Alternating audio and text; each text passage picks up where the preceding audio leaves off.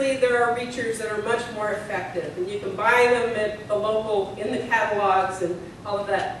But something like that would cost $50 or more, and that's probably about the average weekly income for people, if that.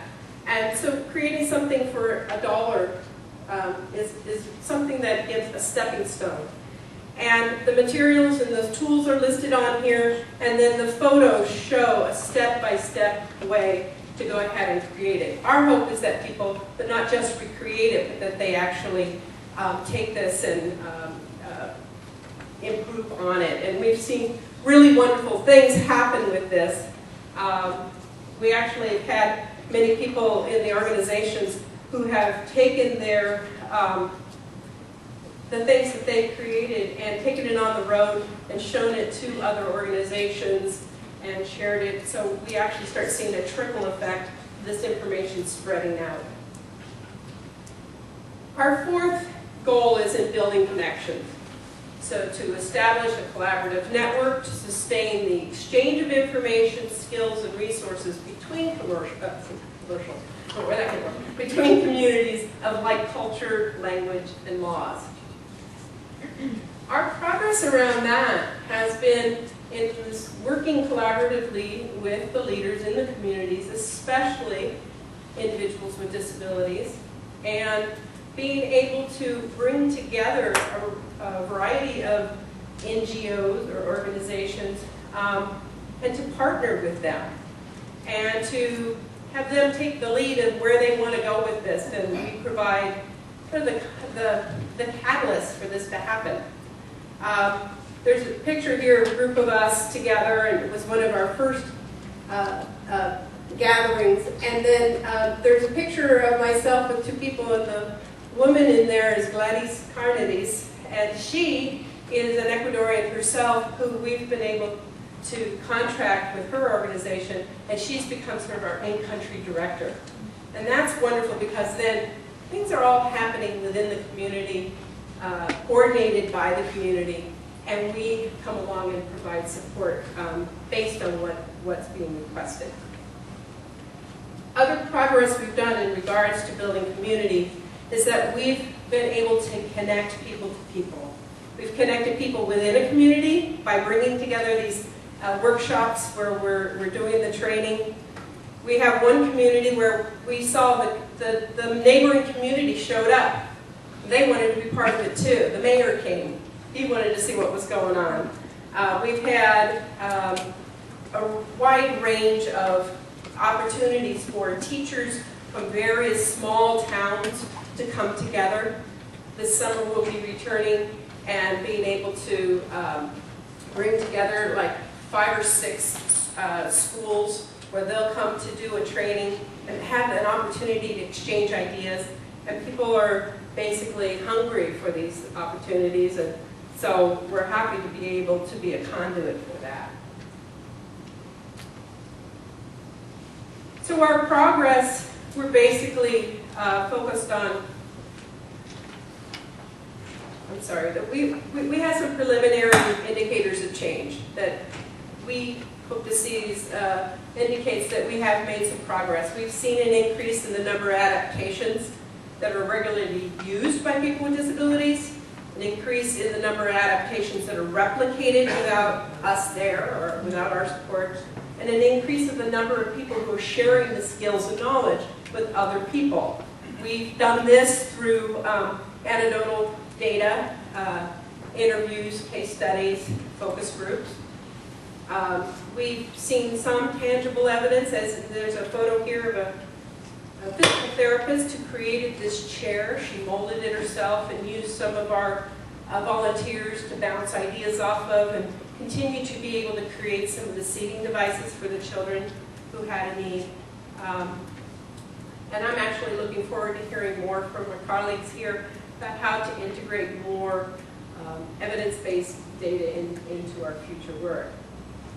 We also have preliminary indicators of change by the number of people who have experienced their own shift in their expectations and attitudes about people with disabilities. My first example, there's Carlos. Carlos is a young man who was in an accident. His wife left him after this accident occurred. He needed to learn for himself how to live given his new situation. And we had helped him to create a transfer board. We found a piece of lumber behind the building. We had some sandpaper. We sanded it down, and with some support from some therapists, he learned how to do a transfer himself from his wheelchair to his bed. What was incredible about that very simple thing was that he was able to do it himself almost immediately with a little bit of practice. And what he said at the end of the time is, "My sister doesn't have to put me to bed now." That was an incredible thing for him. And when we came back to see him in the next year, he had made a lot more progress. Now, I can't put that on the city project, obviously, but we were happy to have given him at least a little insight as to how adaptations could improve his ability to be more independent. And we saw that he had actually increased the use of the adaptations in his daily routine. We have a father of a young man with cerebral palsy who did not understand how to communicate with his son. We helped the community to create some communication boards, very simple communication boards where you point at various images that might communicate a want, a need, that kind of thing. And the child began to use that at home. And I think for the first time the father recognized what some of the things his son was trying to say. It changed him around, it changed the father around. And now he's actually one of the strongest, biggest advocates in the community. We have Alfonso, who's a young man with Down syndrome, and he now has a job. And what's amazing is that he actually has a job that he's been able to demonstrate through the inclusion of building a ramp and accessible gardens and all that. He's been part of that, and that he basically, now that he has a job because people were able to see that he was capable of doing more. I'm sorry I'm running out of time. I'm going to have to stop, and I apologize that I wasn't able to pace myself better.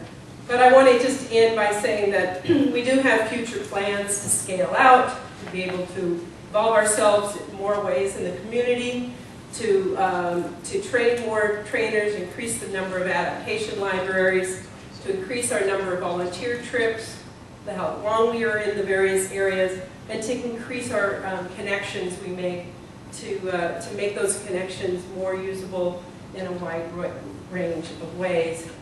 We are the City Project. You can see us at cityproject.org, and I really thank you so much for your time. Thank you.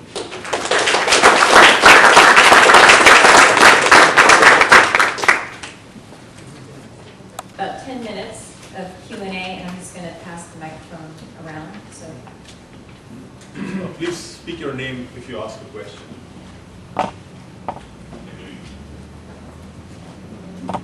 You don't really need the microphone. you can yell. Oh. Thank you for the great talk. Just wondering about funding. My name is my name is Sunil Agarwal. Just a graduate of the University of Washington going into physiatry. Just wondering what kind of funding structure supports your trips and this work. Thank you.